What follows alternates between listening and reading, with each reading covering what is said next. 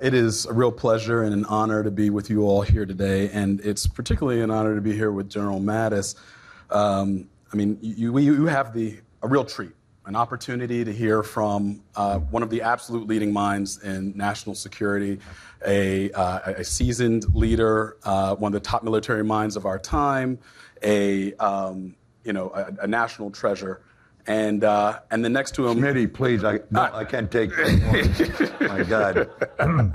No, but it's all true. It's all true. And then for whatever reason, he's got to be interviewed by a guy who a few days ago killed a really big roach and is not going to stop talking about it until his girlfriend gives him the credit he deserves. So, but I've got the good fortune to be here with the General. This is now the third time I've shared the stage with General Mattis.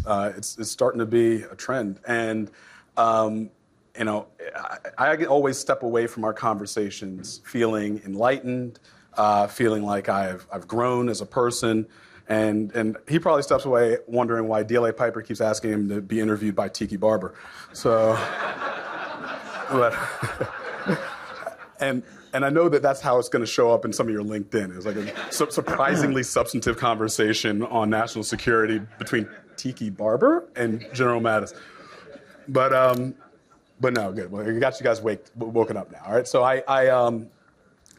General, before we dive into what's going to be a really, really interesting day, talking about innovation, talking about the development of technology, talking about national security, I think maybe it would be useful for us to, take a moment to talk a little bit and hear your thoughts on the state of play in the world today geopolitically. It's a very turbulent time. In Europe, we see a war, a fierce war being waged between Russia and the Ukraine. You move from there to the Israel-Hamas war, which has just tipped into its second year and has really, really devastating impacts on civilian populations. If you look at Asia, we see things sort of just on edge with China and Taiwan, with military exercises happening all around the island of Taiwan. And I think it leaves a lot of the business leaders and government leaders wondering, what is it that they should be thinking about? What is it that they should be keeping in mind, given the political and geopolitical and military scenarios that we see around the globe? Well, it's good to be back with you again, Smitty, and DLA Piper. I just tell you that your customer-facing role, every time I get invited to come to DLA Piper and Cohen Group sends me out here, I look forward to it because I learn a lot from you all, and the questions kind of sharpen my understanding of the world as I come up with a succinct way to respond. I would just tell you that when you look at the future of disruption, I was just with a political group less than a month ago who was explaining to me that they really needed the levels of chaos and instability to slow down.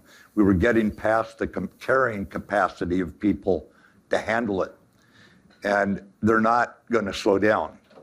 You all deal with reality, so you talk about the future of disruption. It's going to continue. And what the problem is right now is we're in a more unstable time and a more precarious time than during the Cold War. It was two basic movements, not very well economically connected at all. And basically, we just rallied around the greatest generation that learned the hard way to keep a lot of allies on your side. and here we are today when it's not just two great big powers. You've got Russia and China now combined. First time we've ever faced something like that. And China is in a breakout race right now on nuclear weapons. We've got a lot of things that are going to make this even more unstable coming up, and that's going to ripple. Those geopolitical factors are going to ripple right into every one of your lives and your business. There's no way around it. So what do the business leaders do facing this situation? And I think it really heightens the responsibility of each of you to be a sentinel for your client, for your company, wherever you're at. You've got to keep alert. And if you fall back on the idea that a leader's number one responsibility is to define reality, don't let your team live in a dream world, live in a fantasy world. you're going to have to create a degree of resilience in your organization that really resembles a lot more of crisis leadership. Now, you think of leadership in normal times, or what used to be normal. I'm not sure when they were normal. But let's say pre-COVID, and you had an annual review of what you were doing and this sort of thing. You may be going through annual reviews now every 6 weeks. You know, times have changed. But the problem with a crisis is, by its very nature, it's unpredictable. So you've got a race between time and knowledge. And the people you had, the guys and gals you had who are very good at taking in data and coming up with ideas and how to take care of your customers, they may not be the ones you can move with less data and still make good calls, because if you wait until you have all the data, you're shooting behind the duck every time. So it's really a challenge. Furthermore, besides this resilience idea and how you build that into your group, into your team, you're going to have to look at it in terms of the fear factor. And there's a medieval tale that really sums this up very well. Traveler's on the road to London, and he pulls into a rest stop, and there's a couple of scrawny guys there. And he's just a curious fella, and he walks over and says, "Who are you? Why are you going to London?" And they say, "Well, I'm Plague, he's Fear, and we're going up to London. We're going to kill 10,000 people." The traveler's kind of skeptical, and he says, "You're going to kill 10,000 people." He's talking to Plague right now. He said, "Oh, no, I'll only kill 100. He points at Fear. He'll kill the rest. If you're operating purely in the business sense, the business mode, and you're not recognizing the fear factor, the fear of the unknown, the uncertainty, then much of your advice is probably going to be just echoing back on you. It's not going to take, because someone else is almost scared to death about what's going to happen." And we haven't always registered this, but the fact is every one of your clients could be London, and Plague and Fear are on their way to them. And who knows what direction it's going to come from when the geopolitical factors keep elbowing aside the geoeconomic factors that Silicon Valley, that America, that everything since 1945 was built on. And as geopolitical factors come elbowing their way in, you're going to have to be at the front edge of figuring out, how do you take care of people? And do you have people who can communicate in a way that recognizes what's going on in your clients, but at the same time gives them the competent, real-time, not waiting until they have all the data, ideas of how to deal with the disruption that's coming. We may look back on this time right now as a very stable time a year from now. That's what I think the future of disruption is. Wow. Wow. Thank you. You know, when you talk about fear and the unknown, it occurs to me that that oftentimes comes hand in hand with rapid development and innovation and change. Yeah. Because we don't know the outer boundaries of where the technology is taking us as we walk along that path. And it makes me think about AI. And so, back when you were Secretary of Defense, you said that AI made you question some of your fundamental beliefs about the nature of warfare. And that was 5 years ago, more than 5 years ago. And since then, AI has changed and developed and grown in leaps and bounds. And what was the outer boundary of AI's capabilities then is now, it's commonplace today. Yeah. It's nothing. Kids are playing with it on their phones. And so, when I think about it and think about the impact that AI has had in war, in Ukraine, in Gaza, the ability to identify enemy targets using and processing massive amounts of data using machine learning or AI, and the impact that's had in those conflicts. Or when I think about what it means for us in business, T-Mobile, our entire business, we're reshaping around the power of AI and how we serve our customer needs and how we deploy our networks and how we design our networks. And, it's going to fundamentally change our business and many other businesses. But also it's going to change the threats that we face externally from cyber criminals or from state actors and how they can try to penetrate our networks using these new technologies. Given all of that, where does that look as an update from your time as Secretary of Defense? Where do you see now, with the development of AI, the impact that it has had, and has your view on AI changed? And can you sort of talk to us a little bit about that? Yeah, Smitty, it's an excellent question, and it actually makes me wish this was whiskey right now. But the reason why, ladies and gentlemen, you talk about disruption, and we look at war, which has been part of the human condition for so long, this tragedy that we seem to live with forever. But you have to break out what is the character of warfare and what is the fundamental nature. And the fundamental nature basically has not changed in 10,000 years of warring on this planet. It's unpredictable and it's full of fear. The fundamental nature is one of absolute chaos. Nobody controls the outcome. You enter a war with one idea, you'll probably come out of the war with a different one, not where you thought you were going to go. So it's always been not stable, but you had a sense of the framework within which you operated. And the high tech and that sort of thing that's coming out now has had a lot to do with the changes that you registered in the various wars you just mentioned, Smitty, about look at what we were seeing in communications with Starlink or what we're doing with robots. That's really just a change in the character of war, the weapons, the technology, the communications, the vehicles. We've been through it. The great chess game, you come up with this, somebody countered with that. It goes on in our murderous ways. But the fundamental nature held firm. And 6 years ago, I would have said the fundamental nature of war will change about the time the composition of water changes. That's how confident we were in the military. And along comes Eric Schmidt and Henry Kissinger's book, and I read it, and I start getting worried. And the reason is, whether you were an 18-year-old private crossing the line of departure for your first fight or strapping into a cockpit, or you're a 50-year-old general, fear is always there. And combat experienced troops face it too.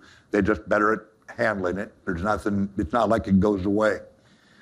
What happens under AI, machine learning, algorithms that release certain authorities to weapon systems to take the shot on their own? What happens if fear is no longer part of the quotient for war? And I don't know. But now I've got to fall back and question, what if the fundamental nature of war has changed? What if once it starts, you cannot stop it? You know why most wars stop? You know why most battles stop? The commander on one side believes it's not worth it anymore, or I can't fight anymore. What happens if that completely goes away, and now you're dealing with machines that are learning from each other, that could easily be instructed to violate any algorithms and learn and learn and learn and pass it back and forth. And by the way, the human in the loop is no longer in the loop. And the riddles of strategy are now being promulgated in ways that humans cannot accommodate, cannot integrate.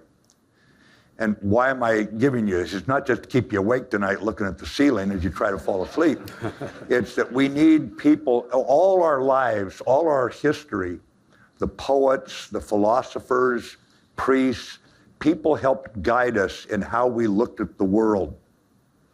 And today, the technocrats are creating a world that the poets and philosophers and priests are scrambling just to catch up with, but they're not out in front anymore. We can see that with the disruption that's going on around us. It concerns me greatly. Concerns me greatly. Let me go back to you, Smitty. Oh, no, thank you. For pivoting just a little bit, but not, unfortunately, not that much, perhaps, in moving from warfare to talking about democracy, which, with the way campaigns are waged nowadays, feels increasingly like warfare. As you've probably noticed, we've got a presidential election going on right now. And we are seeing, and this first sort of reared its head, at least became prominent in public view back during the 2016 election, but there was elements of this before. The impact of technology and deep fakes and misinformation promulgated through the internet on elections, on our national elections. And you've fought hard for your entire career defending our democratic experiment. Yeah. You've written and spoken passionately about democracy. And it makes me wonder, as something of a corollary with what we're talking about in warfare, what you think in the direction we're going and the concerns you have about this very same AI, this very same technology, and how it applies to our democracies today. Because I tell you, it's more convincing than ever. I mean, I had a 30-minute conversation last night with an AI that told me that it was going to moderate this discussion better than I could, and I believe it. So where do you see us going now as a country where information is so important to an effective democracy?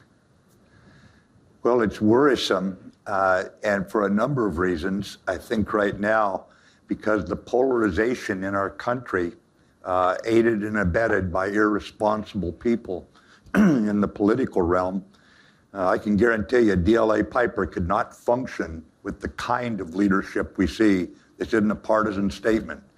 With the kind of leadership we see in Washington, your corporation would be overrun by your competitors, because you really run off of trust in one another and this sort of thing. And what we're doing right now in America is creating distrust. It calls to mind Abraham Lincoln's point in a first recorded speech when he said that all the armies of Asia and Europe and Africa combined couldn't take over America. If this experiment's going to die, it's going to die by suicide.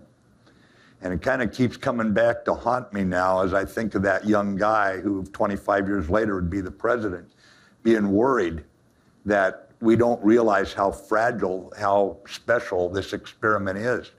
And so when you have a number of people who are willing to believe the worst of their fellow Americans, that is a fertile field for AI to be used. I'll give you an example. In Slovakia, a couple years ago, a pro-NATO guy was running for office. 2 days before the vote came out, they put out an audio, faked, but it sounded like him, it was his voice, that said he was going to rig the election, this sort of thing.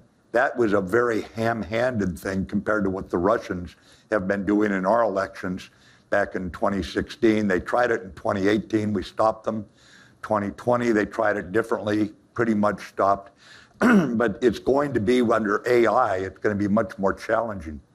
And I think that if we look at something like this, you're not worried a bit right now, I'll bet, that the Russian army is going to come over that ridge out there and cause you any trouble, that the Chinese Navy is going to sail into the bay over our shoulders here.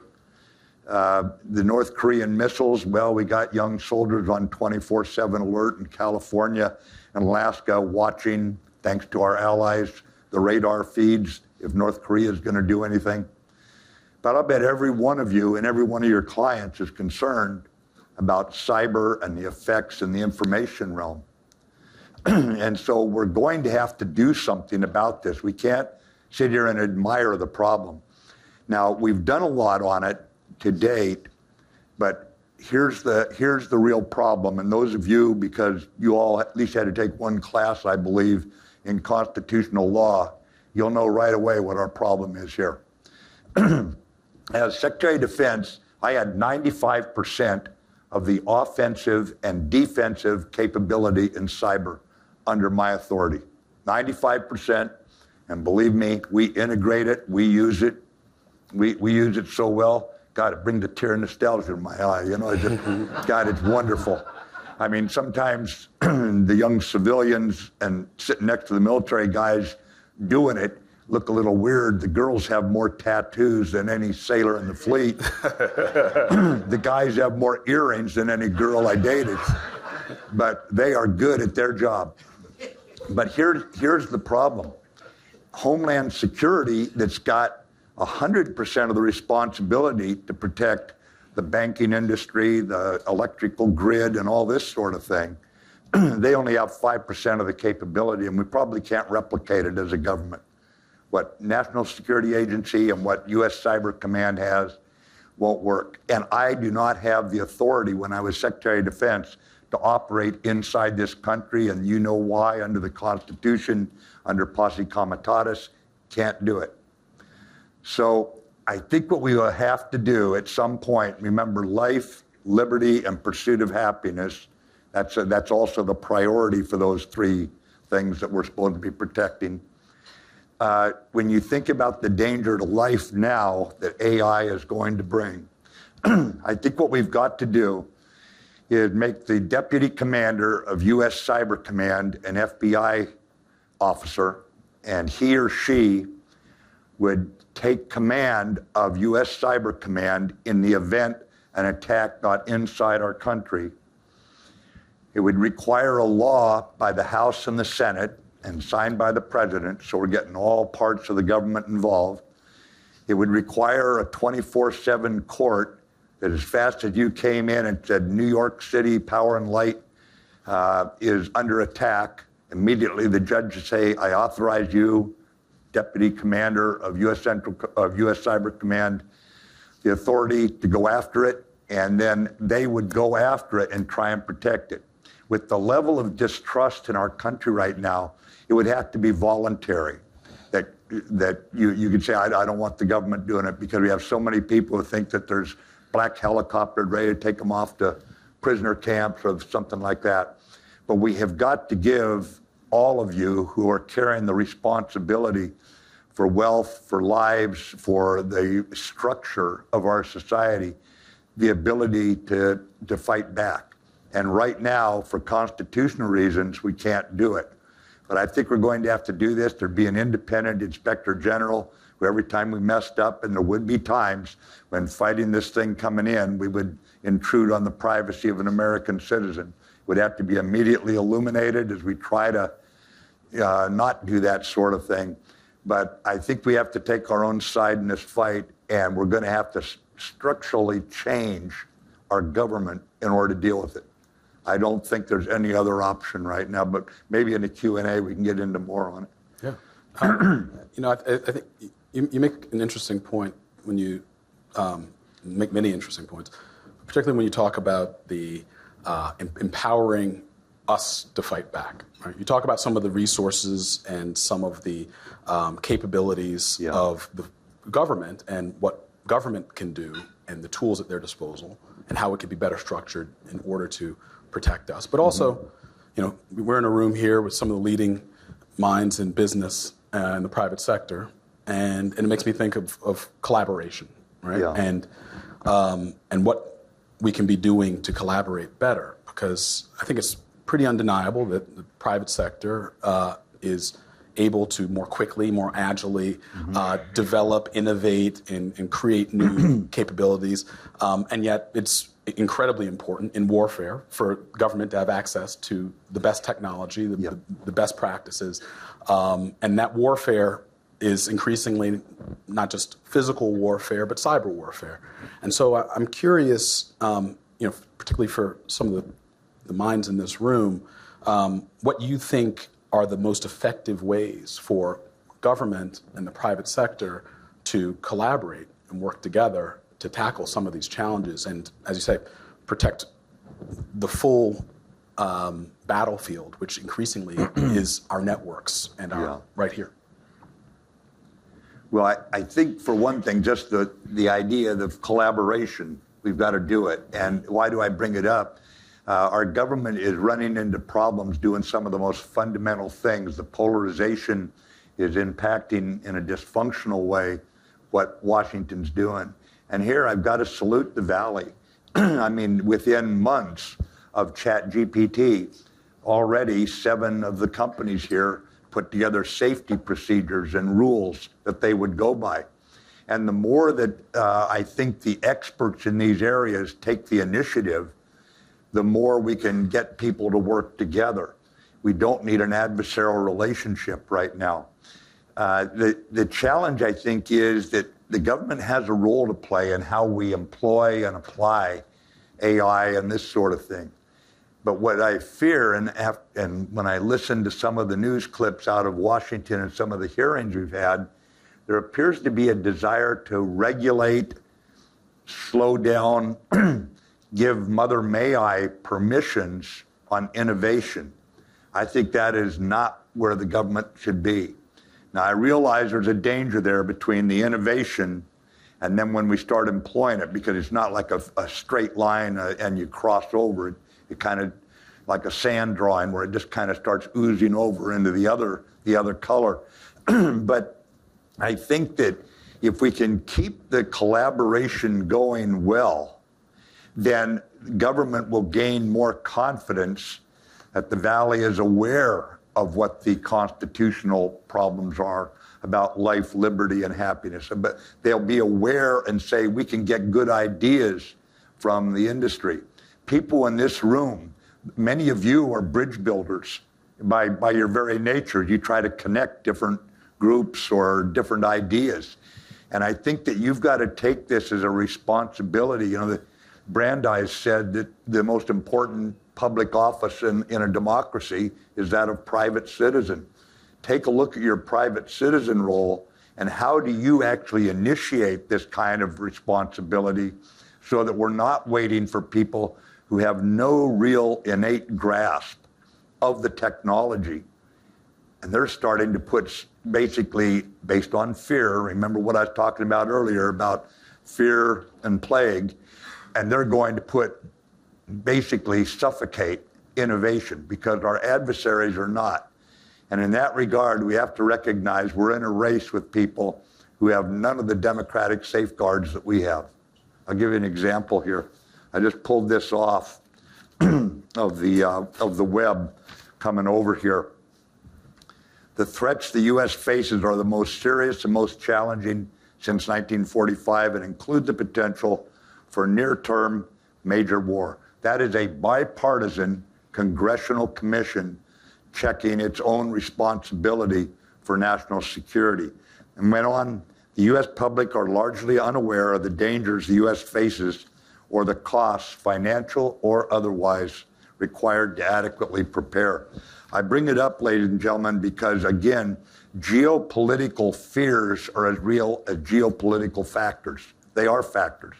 And if you don't get out in front of this, and you can't be showing people that not only can you innovate, you can also legislate in your own way and say, these are how we're going to, and you've done it.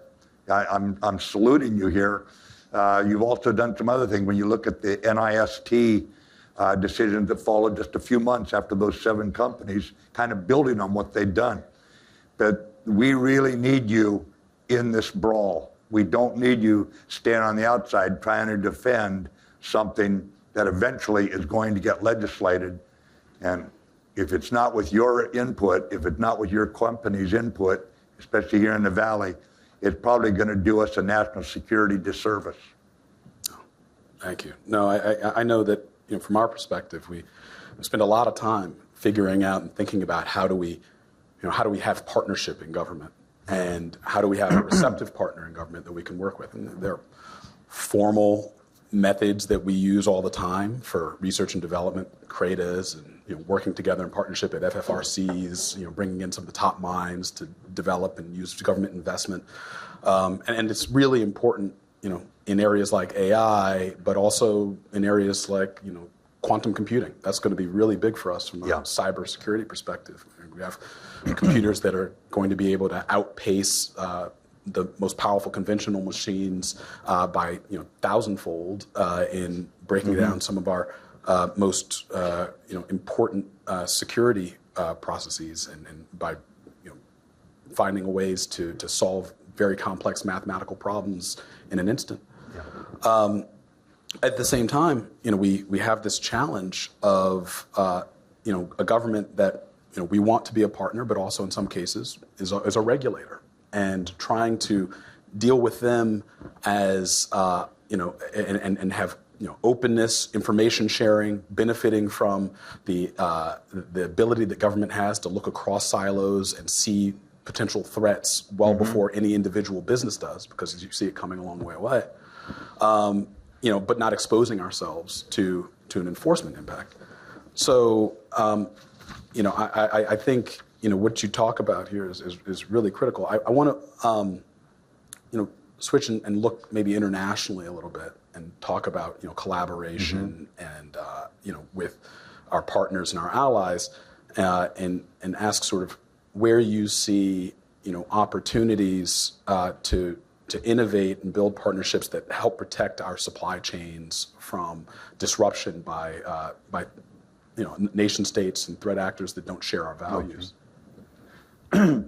History doesn't have many altruisms, always truisms, but there are a few. And one of them is exactly where your question leads us to, Smitty, and that is that nations with allies thrive, nations without allies wither. That's a reality. And it's proven time after time.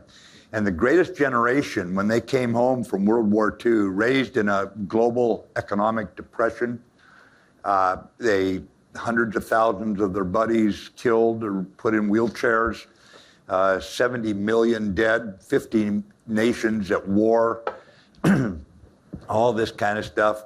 And they came home and said, it's a crummy world, and like it or not, we're part of it. No more falling back into isolationism like the pro-Putin caucus seems to be doing in our House of Representatives. No more of that kind of stuff. And they put together Bretton Woods and the IMF and the World Bank, and they put together the United Nations, and they did the Marshall Plan to show that we're not going to just put our foot on the neck of people we defeated in war. We're going to bring them back up. And look at Germany, Italy, and Japan today as trading partners and allies and all. And what's really ironical about it is, what's the first time NATO went to war after they set up NATO to protect Europe? 9/11, when we got attacked. So it just shows you the value of having allies. So no matter what problem it is today, I don't care if you look at change, if it's climate change or it's autocrats behaving badly or whatever it is, you're going to need allies. That's the bottom line. And how do you actually address that? Well, one, it might be good not to conduct economic sanctions on your allies. It's a radical thought, but they may not enjoy that if they think that we're going to do that to them, this sort of thing. And instead of onshoring everything, you want a diverse supply chain that everyone knows. Anyone who's read one history book knows supply chains have never been flexible in the history of the world. So what happened during COVID should have been, shame on us for what we've done. So nearshoring, friendshoring, there's any number of ways to address it, and that goes to the heart of AI and everything else we're doing right now. Because if we don't band together with the others, then we're going to be isolating America. These people who want to say America first and this sort of thing, there's no problem with that, so long as it's not America alone, and we're willing to help others like the greatest generation did coming home from World War II. So I think what we have to look at is, what are we going to do to rediscover what de Tocqueville said made America great 180 years ago? He said, America will be a great country so long as it's a good country. If it ever ceases to be good, it will cease to be great. And by doing that, we will once again go after our allies as a reliable partner, and one that's willing to work with them on breakthrough technology or some of the other geopolitical factors right now that could actually fragment us. And by the way, this is not just about, ladies and gentlemen, working only with countries that we agree with. For 150 years in this country's existence, we dealt with countries we didn't like at all. We didn't share their values, but we didn't think that we had to put economic sanctions on them or regime change either. You just had to deal with them and make sure you keep a lot of allies close. And that's how we did it. I think that, let me give you an example. It's better than talking theory here. I go to Hanoi when I was Secretary of Defense, and I'm sitting there with my counterpart, a general, and he whispers to me, during the party they threw me that night after we got done with all of our work. He said, Shoigu, your counterpart in Russia, he was here yesterday. I gave him a lunch. They were giving me a dinner, ladies and gentlemen, that makes Vegas look like a cheap date, okay? It was something. The Vietnamese Army Choir is singing Roll On Columbia, because they know where I'm from, up north here. And so we're watching all of our officers toasting each other and this sort of thing. And we're sitting there, he and I, about this close right here. Let's say you and I, you're Smitty, with a translator here. And I said, look, I know what happened to you in 1983. That's when they fought China, and they fought well, but the Vietnamese lost. And I said, we're never going to put you in that position. And you're a commie. I'm not. I'm never going to agree with your way of governing, okay? But it's in America's best interest that Vietnamese make decisions for Vietnam, not China. What can I do to help you? He sat there and thought for a minute, and through the translator, he responds. He says, could you have maybe a U.S. Navy ship sail into one of our harbors sometime next year and just show the flag, basically? I'm looking at him. I said, how about a U.S. Navy nuclear-powered aircraft carrier with 5 escorts in Cam Ranh Bay in 60 days? And he was so dumbstruck, he had the translator repeat it. And he reached over, grabbed my hand and said, thank you, thank you. My point is, we forget the power of America's inspiration. Those ships weren't going to shoot a single gun or drop a single bomb. You know what sailors do around here in San Francisco when they come? They're sailors. But the bottom line is, there are ways for us to make common cause with allies, and we need to do it here at home, because we cannot have a sustainable foreign policy if we don't have some degree of unity here at home. And right now in Beijing and Moscow, as they watch the polarization in this country, you know what they're doing? They're cheering us on. You keep doing it, because we could not destroy America as well as you're doing it. Remember, there's 3 words for how we're going to deal with that problem and every other problem we bring up. Allies, allies, allies. That's the way to do it. Now I'll get off my soapbox. Wow. Gosh. I can't even begin to imagine how convenient it would be to be able to tell somebody I'm going to send them a nuclear aircraft carrier or strike force for lots of reasons. It would simplify a lot of business conversations. So I only get to sit down with you like this once every couple of years, and I'm going to take advantage of this moment for, I guess, try to seek a little bit of mentorship and leadership, because you've had some of the most incredible jobs, some of the most powerful jobs imaginable. And in those jobs, you have a flood of information. I sometimes feel like I'm overwhelmed because my inbox fills up. You have information coming from around the globe on every conceivable thing, and then you still find time to actually read a book. And so it's incredible. But you must have, in the course of this, developed some really powerful and, I imagine, practical thoughts on how to sift through all of the noise to get to the signal. We think about this a lot in telecom, right? How do you get through all of the interference, out of all the out-of-band emissions that are coming in from one side or another, to filter it out to get to the signal and the data that's inside of the signal?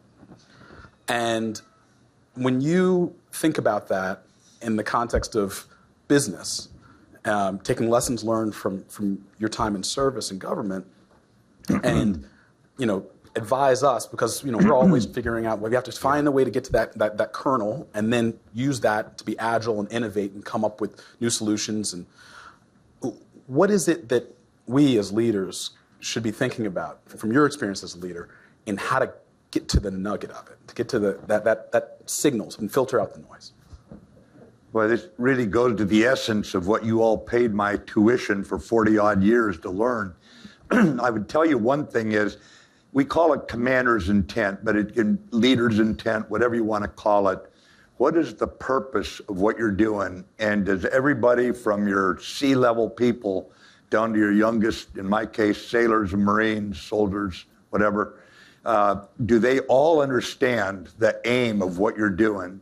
Do they understand the end state of where you want to take everybody? And are you persuasive enough on the method to only give them a minimum amount of information that they need so they can use their initiative, because they're just as good as you were when you were their age, and leave them room for their own initiative? Well, if you've done that part, then you have to organize your own internal manipulation of the information coming in, because you can get so much that it paralyzes you. It just shuts you down.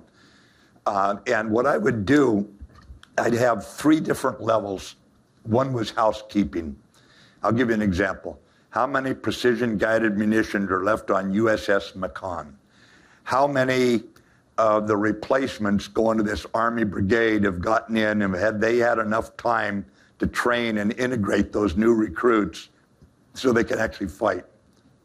You know, it's just the housekeeping stuff, and every one of you does it. You file it away in the back of your brain. It's just the kind of thing that allows you, when a crisis hits, to say, send that ship, don't send this one, send this brigade, don't send that sort of thing.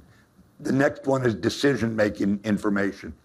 And there you've got to be very, very careful, because all you have to decide what you really need, not what all is available out there.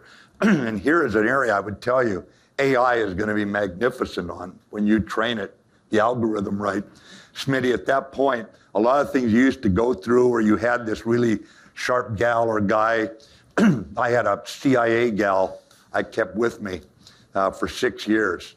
And when I came back in as Secretary of Defense, I brought her in, and the CIA said it was the highest level penetration of the Secretary of Defense's office they ever achieved. But she used to sit there listening on every phone call with foreign leaders, listening in the back of the room and all the meetings and everything. And during decision-making that was going on, she'd always be out there going through all the intelligence, calling people in and everything. And she'd say, your assumption number 3 is no longer valid. And she'd read something they'd picked up. And generals with gruff voices would say, God dang it, strong memo to follow and everything. She'd just sit there and say, well, deal with it, that sort of thing. So you've got decision-making information, and the most important thing there is to make certain you have somebody who's watching your assumptions. You're probably not stupid, any of you. You're not going to do something stupid. But if your assumptions are wrong, you're going to have a problem. So have the AI, have your sharp guy or gal in there watching that, and then display that data to everybody. Let everybody see it. Because if data is not displayed, guess what? It's not going to be acted on. And by the way, far down through your organization, somewhere else, someone will say, wait a minute, that's not right. And then if they know 3 questions, what do I know? Who needs to know? Have I told them? They grab the phone and say, stand by, you got a problem. You see what I mean? So you've got housekeeping, you got decision making. Then you've got one called alarms. And in the Naval Service, these are called night orders. Wake the captain, okay? And the night orders are very clear, and there only you can write the night orders. You know what might be so disruptive that you need to be aware of it. And then there's always a catch-all phrase, or just anything else you think the captain should be woken up for. And once in a while you get woken up for silly stuff, say thanks, go back to sleep, that sort of thing. But once in a while, some young person's going to call you and say, whoa. And having people who have the authority to call you directly, very, very important, so you don't get caught flat-footed. So get your commander's intent right, make certain you're displaying the data, all the types that you need, but especially the decision-making, and have somebody in there, I'd call it your mavericks, who don't always shine their shoes in the military or get their hair cut, but they make people uncomfortable because of the way they think, like Smitty, but keep them around, because it's a lot better for them to surprise you with something than the enemy. Wow. General, thank you very much. As always, it's been a real pleasure. I don't know who you pissed off or what you did wrong to end up getting stuck with me all the time, but I'm thankful for it. And, if it's any solace, next time it'll probably be a chat bot sitting here talking to you. So. There'll probably be one talking back, too. That was good, Smitty. Enjoyed it as always.